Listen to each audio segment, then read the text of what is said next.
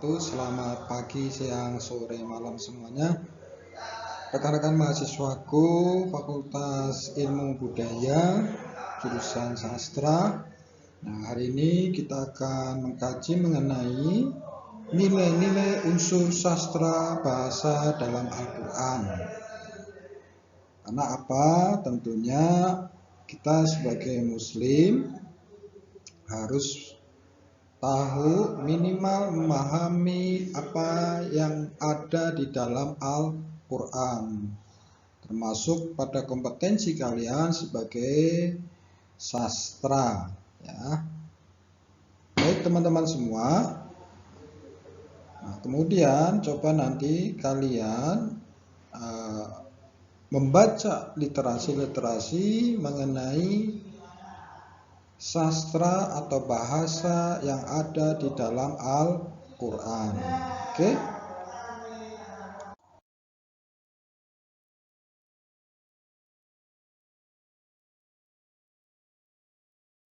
Teman-teman mahasiswa sastra, ini kita akan mengkaji sekilas nilai-nilai terkandung sastra dalam Al-Quran. Ada puisi, sajak, cerita, gaya bahasa, atau linguistik. Nah, tujuannya tidak lain adalah memahami bahwa di dalam Al-Quran banyak sekali unsur-unsur sastra yang sangat tinggi, luar biasa. Ya, jika kita cermati, ya, coba nanti kalian dibaca pelan-pelan. Nah, ini ada puisi, ini ada sajak, ini cerita, ini gaya bahasanya seperti apa, bagaimana secara linguistiknya. Nah, itu luar biasa. Oke?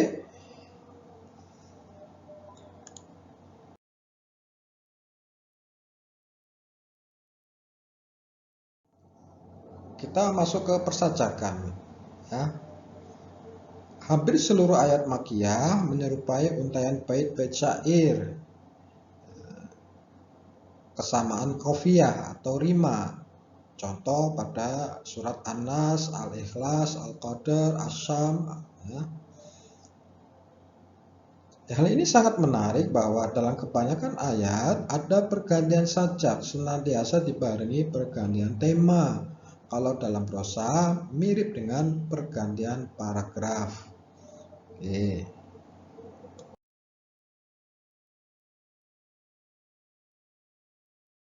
Semua dalam kalangan ulama sastra, ya, ulama Islam dan sastrawan, ulama plus sastrawan, perbedaan banyak sekali, ya, dalam kajian-kajian linguistik sastra Al-Quran, bahwa fenomena keberadaan sajak dapat ditemukan dalam Al-Quran, bahkan sangat banyak kita temukan. Namun dalam penggunaan kata sajak untuk karakteristik dalam Al-Quran masih diperdebatkan. Oke.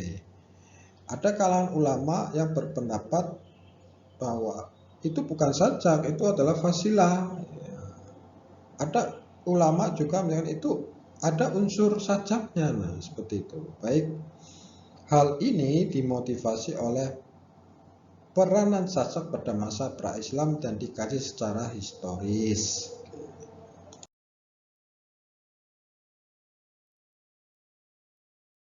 Siapa nih ulama rujukannya, argumentasinya? Ar-Rumaman sama Qadi Abu Bakar Al-Baqilani. Rujukan kitabnya Ijazul Quran. Nah, argumentasinya apa? Nilai Al-Quran memang lebih tinggi dari perkataan sastrawan atau ungkapan para nabi dan gaya bahasa para pujangga. Mereka membedakan antara fasilah dengan sajak, bahwa fasilah dalam Al-Quran meruntutkan makna dan bukan fasilah itu sendiri yang dimaksud.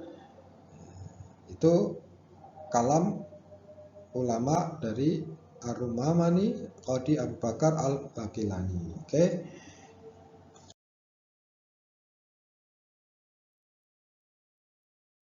Ada juga ulama yang berpendapat lain, Ibnu Sinan. Rujukan kitabnya Sir Al-Fassahah. Sir Al-Fassahah.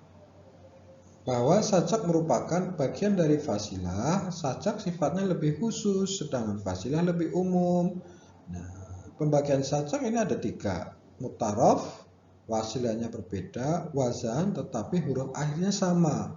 Murosah, lafadznya kedua fikros bagian besar atau seluruhnya sesuai dalam wazan dan qafiyahnya. Al-mutawazzi, kesesuaiannya hanya terletak pada kedua kata akhir saja. Untuk lebih memahami, saya berikan contoh-contoh sebagai berikut.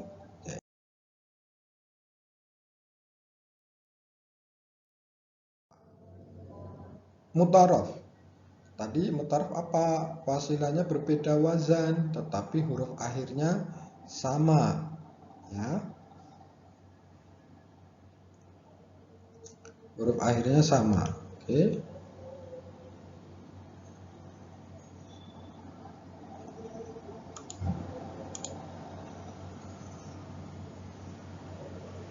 Ala sururi mutaqabili. Nah, ini ya. Kemudian min ma'in, kemudian lisyaribin.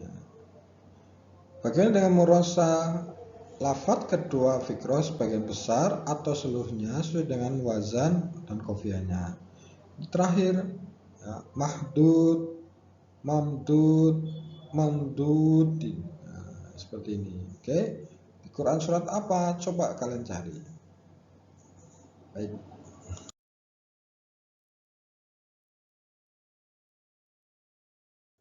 Al-mutawazi, kesesuaiannya hanya terletak pada kedua kata akhir saja. Nah, ini ya. Jahim, adim. Sastra Al-Quran tidak lain adalah suatu gaya bahasa yang membawakan tujuan Al-Quran selengkapnya, baik yang bernada lembut, keras, tenang, ataupun nada yang bernada menggelombangkan, baik yang mengalir perlahan maupun yang menggelegak laksana amukan badai. Subi As-Sahih, ya, ini kitabnya.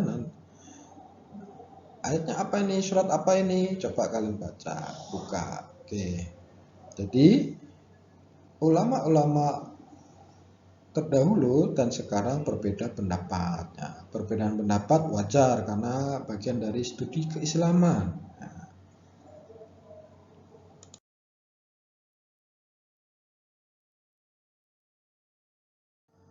Selain sajak, ada keseimbangan panjang, ayat, qafiyah, irama akhir, ya, bunyi akhir, al-insyirah nih, coba sadrak, sigrak, usri, yusro. Nah, ini kan. Nah, kemudian fangsob, farhob. Nah,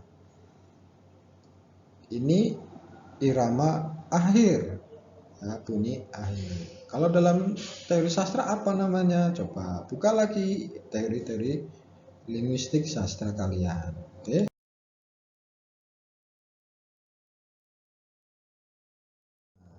Kemudian ada gaya bahasa kontradiksi. Di dalam Al-Quran ada juga gaya bahasa kontradiksi.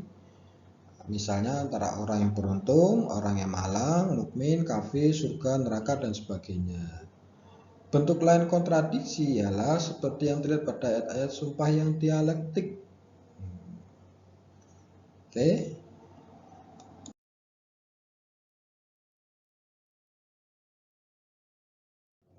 Kemudian ada kecermatan makna pada diksi pilihan kata. Contoh, Rob ilah, lafadz jalala Allah. Kata Rob misalnya digunakan dalam konteks bahwa Allah ingin menunjukkan fungsi tarbiyahnya.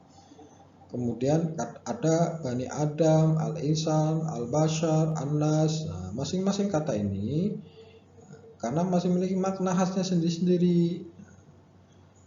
Ada kata basoro, nazoro, al-alf, al-kufran, al-musafa, al-wud, al-mawadda, al-hub, al-rahmah, al-basir, al-alim, al-khobir, dan lain-lain. Kecermatan makna pada diksi. Apa itu? Pilihan kata. Oke.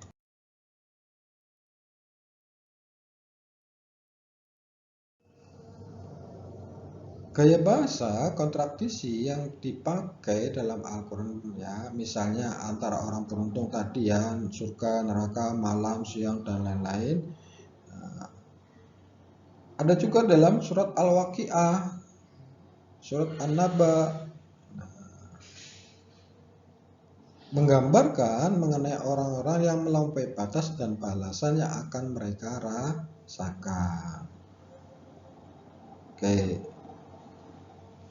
Jiwa kita mengalami citra rasa yang berubah secara drastis, dari senang lalu tiba-tiba gembira, dari takut lalu tiba-tiba berharap, dan seterusnya. Ini kontradiksi.